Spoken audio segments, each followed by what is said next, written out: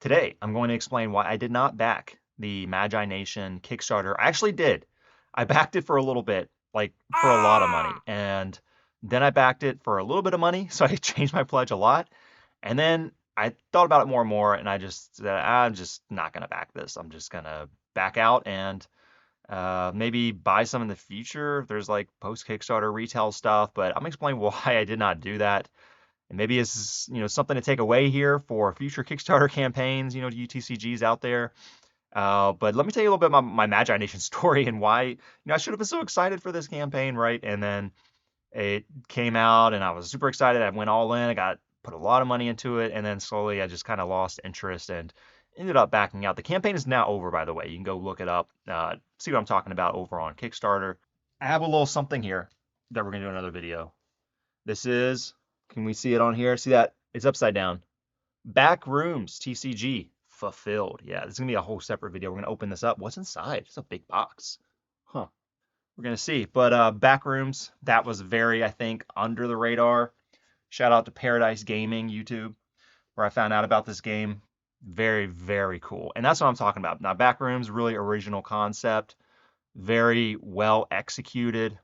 Simple campaign. I didn't put a ton of money into it, but I got a pretty nice product I think that came in, and we're gonna open it up and we'll show you and talk about Backrooms TCG. But Magi Nation, here's my issue with that. So I'm gonna be looking away from the camera a little bit because I have to look at it on my iPad or my camera function stops recording on the computer. So I'm looking at the project over on Kickstarter, and I'll put up some pictures. Y'all can see some of what we're looking at here, but just let me just kind of get to the point of it because I'm not going to go through this whole campaign. Let me just talk about the positives first. Magi Nation, amazing game. Okay, I walked into my local game shop growing up, Star City Games, where I played a lot of Magic, and my friend was playing this new game. It was Magi Nation, and I looked at it. It was awesome. I got into it, about some starter decks. And what's awesome about it, the art is extremely unique, amazing for, if you're a young child. It just really grabs you. It's very well done. It looks like it's tailor-made to have like a unique cartoon show, a video game. It did have a video game. It had a Game Boy Color game. And so it's interesting to kind of look at that and see reviews on that. Pretty cool. They did it, right? They got a game out for that. Really great card design that flows well with the art, and it's got a really cool mechanic. Now, if I remember this correctly, I haven't played in a long time, but like you have your Magi that have like the number 7, a certain amount of energy points that they use to cast other cards or maybe use an ability if it has a energy cost. I might be wrong about that. I have to kind of go back and relearn this game, but the gist of it is you use that set amount of energy each turn to cast your either creatures and artifacts and maybe like spell cards. And then as the game board changes, I think, it gets more complex depending on what's out there. And Magi have like starting creatures that can come out with them depending on which Magi you choose. And there's a lot of different factions with very unique themes behind them. Your big, strong beasties versus your more like ethereal kind of creatures that come out for just a short time but have nice effects versus like something that's more ability or kind of technical oriented, that kind of thing. And it really well done. So really cool, but it didn't last but for a few sets. And then this Trader's Reach was like a planned set, but then the game ended, and they're bringing it back in this Kickstarter campaign, which is so cool. So you got that exact same art style and design, not a lot of changes to it, same gameplay. It looks like the cards are compatible with old cards. And by the way, you can get like, I think pretty cheap, like the original starter decks and things for this, the theme decks, the original boosters, and it's a lot of fun. I went back and actually during like over the pandemic bought some old Magi Nation cards again. And I have some old starter decks and things too. I'd like to get it out and start playing again. It is a cool game, great concept. It just works.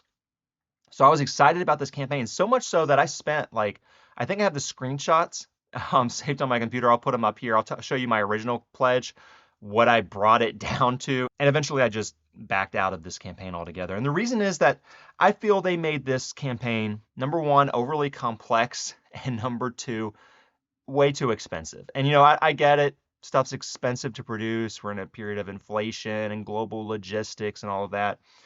But at the same time, like we're going to look at some of these prices on some of these things. Why did we need so much complexity to this campaign? And it does feel pretty expensive. Like I get it. Again, it costs a lot to do this stuff, but I feel like this was kind of beyond that. And it always felt to me like you always felt you weren't getting enough of this wherever you backed because there was just a little bit more that was unattainable unless you spent a lot more money. And so it was like this like carrot kind of dangling in front of you. That's how the pricing kind of felt. Like I was like, $2,000 is too much to get everything I want. So I'll just spend 300 or whatever. But then at 300, I was like, $300 is still a good chunk of change, but I really don't feel like I'm getting all that much. And there's so much out there I still want from this campaign that I just can't get because I'm already at 300 now. So we're looking at it. We got decks. I think booster boxes are unlocked. It was kind of complicated the way this worked because first of all, it was like every 10,000 or something like that, they would unlock a new theme deck, a new faction. Okay, so they eventually unlocked all of the decks. All right. Then they were going to get to a certain point needed to be able to do booster boxes. All right, so that's great too. But as we're going, then you can unlock new playmats, but you have to be in the Discord, I believe, or Facebook, maybe or Facebook to be able to do a poll to choose the playmat design, the next one coming up. And in the meantime, like this is all developing, and I went in like early on and just put in like $2,000 worth of backing.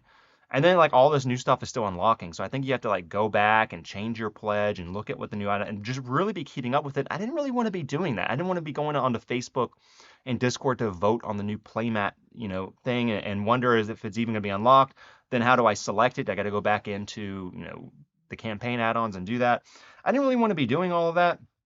And, again, I don't want this to be a super long video, and it could be if I just went into so many different things, but let me just like tell you, they got a pen set, which I wanted, $100 for all 13, okay?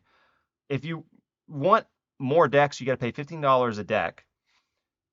Then they have all these promo like play sets. So you can get $80 for each foil promo, 3 promos, so $80 you get those 3.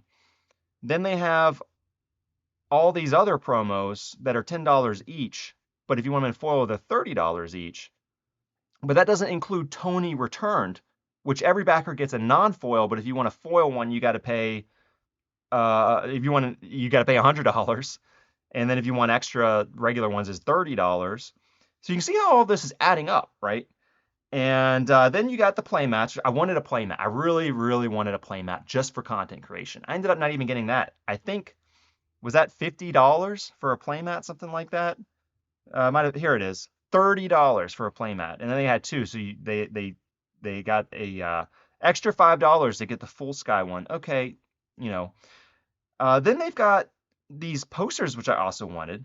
$50 for one poster. One poster is $50. It's got a photo gloss finish. That's cool. But I wanted all 3, right? I'm not just going to get one poster. I want to get 3, frame them, put them in my studio. So that's another $150 for the poster. So I want the pens. I want the posters. I want the playmat.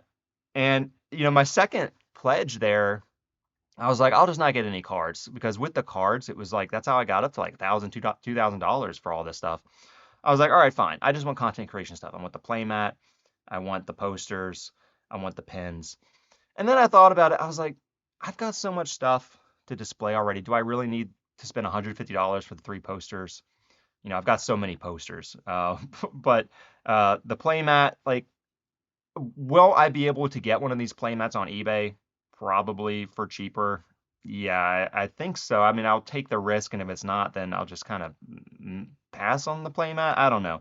So you can see, and then they have this 3D print. This is where we get not into the prices, but the complexity of this campaign. There's too much stuff. Like, all right, so you have a 3D print Oragon figure, this blue statue thing of this creature from Magi-Nation, $200. So first of all, it's a 3D print. You could just get the file and just print it out at your local public library or something. But I get it. You want an extra thing, cool thing. If people want it, you don't have to get it. I get it. But like, is do we need it? Does it need to be an accessory to this campaign? You are rebooting Magi-Nation, which was this awesome nostalgic thing that people are just happy to see new cards in a new set. Like I feel like I think the pins and the posters are kind of cool. I do like that kind of stuff. I feel like once you get to the 3D printed Oragon figure, maybe that is unnecessarily distracting in the campaign. Is that one really necessary?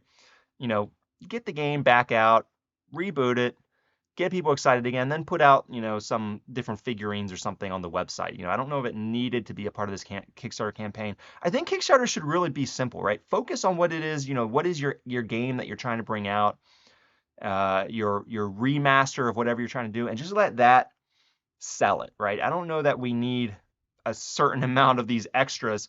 And this is where I know they jumped the shark because they're selling these padded deck carrying cases that are not Magi-Nation branded that, they look just like LL Bean hiking bags or something that you put your lunch sandwich in. And it's like they took these bags that are just like these little hiking bags and got them big enough that are just the right size to put a couple decks in, and they're selling these on the Kickstarter campaign. Maybe Magi-Nation branded ones, but these are like these generic hiking bags that are for deck. Why are we selling this in the campaign?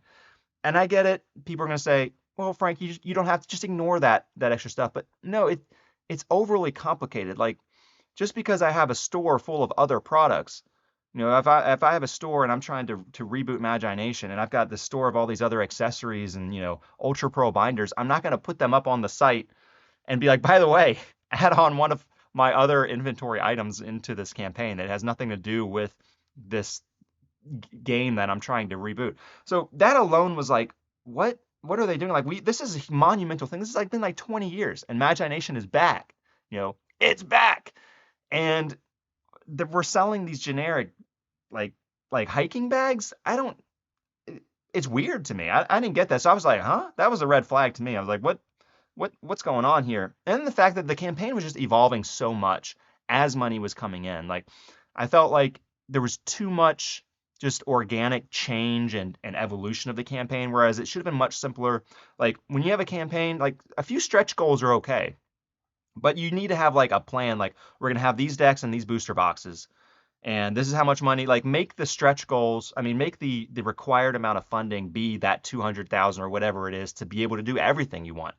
Don't make it like 10,000 just for the decks. And it's like, well, if we get to 200,000, we'll think about doing the booster boxes as well. And we'll kind of talk it out and figure it out as we go. And it's just so complicated. I could not get into it. At the end of it, I just said, and there's also, they were like, we're going to take till 2026 to do all of this stuff. And I'm just like, 2026? We don't even know who the president's going to be at the end of the year. Like, I don't want to think about Magi-Nation in 2026. I'm trying to think about this now. Like, if I want Magi-Nation now, I'm just going to go buy the cheap starter decks and just be satisfied using those. Like, Trader's Reach is a lot of fun. This is super exciting. And let me be fair, I am excited about it. I want Magi-Nation to be rebooted. I want this to work. But I could not get behind, at the end of the day, these prices. I could not get behind the complexity of this campaign, the way it was unfolding. And, I believe in the people behind it. They seem professional and they've got a really nice trailer up on the page. They've done some interviews. You can go to Devin's Card House, see an interview with the head person bringing this Trader's Reach back. But I felt like the money situation, the pricing was so off. There were so many different promos and products and decks, and it gets so complicated. And then it's like there's always, no matter how much you spend, there's something else that you really, really want that is expensive that you got to add on to it, and it just balloons the price. And then you're waiting until 2026. And I'm waiting on so many games right now. This isn't just Magi-Nation's fault, by the way. This is like a little bit of Kickstarter TCG burnout because I'm waiting on, let me tell you what I'm waiting on here. Shout out to Akora TCG who has gotten their products out. And Backrooms TCG, we have a video for that coming up. I'm waiting still on Fabled S TCG Arch Notes, which I'm not even really that excited about anymore because while they're still taking time to get stuff out and I haven't heard anything about them, I don't know haven't seen any of the people behind this project. They sold a few things here and there on their website, and it's cool, and I like the art and everything. I've been buying a few of the merch that they've been putting up. But at this point, like Grand Archive TCG has come out and they are doing tournaments and they are doing some slick professional YouTube videos where they're showing the people behind this game and they are promoting heavily and bringing out new sets. They're on a regular release schedule, it seems like. They're doing these big tournaments with these prize cards and things, and people are excited about it. And yeah, I feel like, Grand Archive TCG really has developed some good momentum. So it's like, what is Fabled S going to do when it comes out? I haven't really seen anything happening with Fabled S besides people just waiting on this product. I mean, granted, the cards do look good, and I think there's potential for it, but we need to see some more from that. I'm waiting on Animal Kingdom trading card game. I got Mithril. I'm waiting on Monster Crown trading card game. I'm waiting on, I had to load more of the Kickstarter games here. I'm waiting on Tashu Showdown. That one's been taking a long time. I'm waiting for Zoo Tiles Fruits Basket. Now, granted, they're doing, not regular trading cards. They have a more complicated kind of game piece, collector's piece that they are bringing out, and I'm really excited about that, but I'm waiting on that. And that does it for everything that I've backed. And yeah, there's a few games I'm still waiting on. I'm like, I'm not waiting for another game in 2026. Are people gonna forget about Magi-Nation all over again if it takes till 2026? If they're bringing out more products between now and 2026 and it's just not gonna have the Kickstarter edition on it, then I'll just grab some retail stuff. I'm gonna get a playmat off of eBay. Can they just put up a file that I can purchase on their website to get those posters, just print them out? Between the wait time of this, the pricing of this, the complexity of the campaign, me waiting on a basket of other Kickstarter indie TCGs, getting burnt on Kickstarter stuff that takes so long to come out that people have lost interest and you can't even hardly get anything if you want to sell some of your product. There's just not much excitement left in it. I just kind of am taking a backseat. And yeah, what am I buying? I am buying Star Wars tops. They ended the living set, so I'm filling out my binder, 500 cards, and I'm looking out for Throwback Thursday. Check out what I got. Look at this card I got here. 4 out of 5. There are 5 of these in the world. Princess Leia with Alderaan stamped on it. That's from Throwback Thursday. I've paid like $130 for that card. That is cheap. There are 4 others in the world, and it's a great Bespin City Leia outfit with Alderaan printed on it. Throwback Thursday doesn't get lost in the crowd. It's not your typical kind of Topps Chrome stuff, which Topps Chrome is great too. But so I'm just kind of buying Star Wars because I like it. I'm not really doing a lot of TCG finance now. Altered TCG, I backed that. I put like $6,000 in. That's kind of like my last rodeo. If those boxes do well, I think that's really, really cool. If the game turns out to be really fun and they're doing a lot of like in-person like conventions and tournaments and things, maybe I can actually get into that and go to these things and have some casual fun. Now, Lorcana is tempting, but yeah, I think Ultra TCG, Lorcana has it. I've seen some excitement around Star Wars Unlimited. I'm not getting into that because Fantasy Flight Games is no for me. Yeah, it looks like a Fantasy Flight Games thing. I don't know that's gonna, I don't think it's gonna stand the test of time. Star Wars Destiny was cooler in my opinion with the unique dice mechanics where you had dice specific to certain cards. That was really cool. So that's my deal. That's why I backed out of Magi-Nation Kickstarter. Did I explain this fully? If you still have questions for me, let me know in the comments below. And let me say too, you like this campaign, you're all about this campaign, you're all about supporting Magi-Nation. That's awesome. It is a cool game. It deserves to be rebooted. I hope the campaign did do well. I hope the game does well, that they fulfill and they get some, reboot, re-energize the community and get even more product and keep doing this Magi-Nation stuff. If they do another campaign, I hope it's simpler. I think it's more straightforward and to the point and not so expensive. But it is what it is. And I'm not downing on Magi-Nation or entirely the campaign or the people behind it. In the end of the day, I felt like, there's so much complexity to this. It's so expensive. I'm waiting on so many games. TCG finances in the dumps. I'm just kind of focused on my Star Wars collecting. Let me know what you think about it down in the comments below. And I'll see you in another video very soon. Thank you.